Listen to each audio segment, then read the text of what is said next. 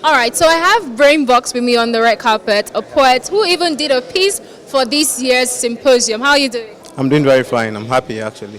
Fantastic. The 21st century woman and her role in national development. What a time to have a theme like this, right? Yeah, it's really awesome, considering the fact that it's for the women of my generation. I'm also a millennial, and I'm really proud. Great. So tell me, 21st century, who is this woman? What does she embody? Okay, the 21st century woman is the woman who is not afraid to come forward, who is not afraid to express herself and her dreams, who is not afraid of anything. It's just the bold, the courageous woman, and the woman who believes that anything is possible. So it's really good that the narrative is changing, and I would like to see more women bearing that title, the 21st century woman. And just for you to know, it's a movement. So with time, you get to see who the 21st century woman is. But for now, I think my definition is quite limited. It is a movement. I love that. Meaning it doesn't even end here, right? No, it doesn't. It doesn't in any way. I believe that the content from this event will be spread across, and more people will get to see it. And we just want to raise women who are confident and women who will just lead this country. Yeah. Fantastic. I was going to ask you, what are you hoping to get, but you just gave it to me. Then again, your Brainbox, you're smart, you're amazing. Thank you very much. Yeah, thank you so much. Thank you. Yeah, bye. We are about to screen a creative representation of the 21st century woman movement, created by a very young man, Valentine Onyeka Ogunaka, who is widely known as Brainbox. He's a spoken word artist, he's a filmmaker, and a communications executive. This short film is titled Osasu's Mirror. Every generation has its heroes. We hope that this inspires you, especially for the young one and for others trying to do something. Enjoy this video.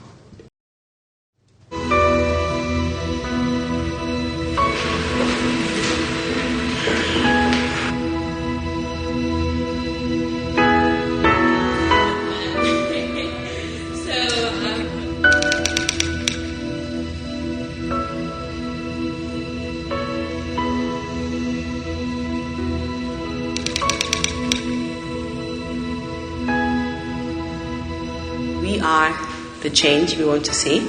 We are the women who are going to change this world, and we have all it takes. As long as we're brave, we're intelligent, and we're willing to work.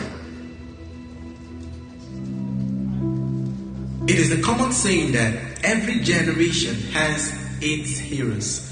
And going by our history books or that of some hidden figures, the previous centuries gave us women like Rosa Parks, whose courageous act of disobedience on a bus in 1955 powered the American civil rights movement.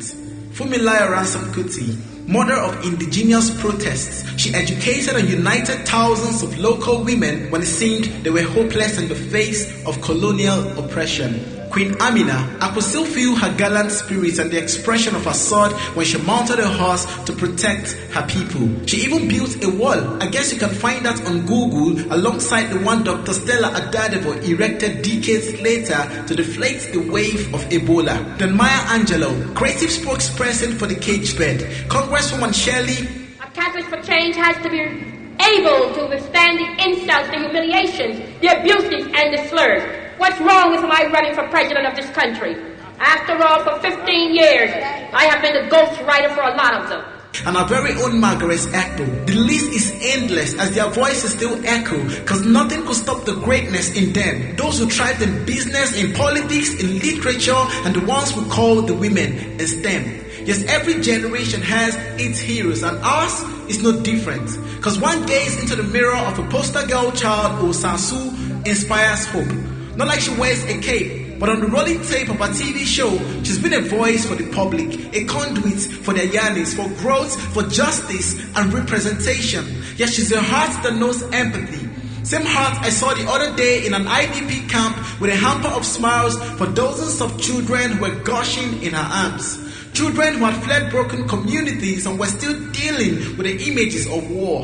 See, Osasu was born an emoji of warmth. Given these words, did you find that interview where a man cried before her, a trader who was pouring out his thoughts on the state of the nation and the future of his business? Well, I saw how she served his dignity with a chance to express his grievance, and I felt the gaps bridging the gaps between power and responsibility. Now, one more gaze into Osasu's mirror reveals the dreams and fates of the 21st century woman, the millennial, the child whose story is a meaningful hashtag in the media. Yes, if you had known how to be bold, brilliant, purposeful, and vocal, can we then raise more girls like this?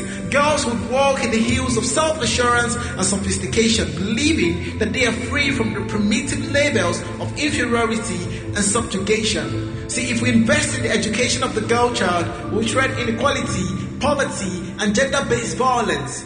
Do we even have laws decent enough to keep her safe? Because the 21st century woman is a cosmic jewel, a star who lives in neither fear nor doubt, but in the abundance of dreams made possible on the green carpet of national development. See, more than an asset, the girl child is the melody in our anthem. The girl child is you.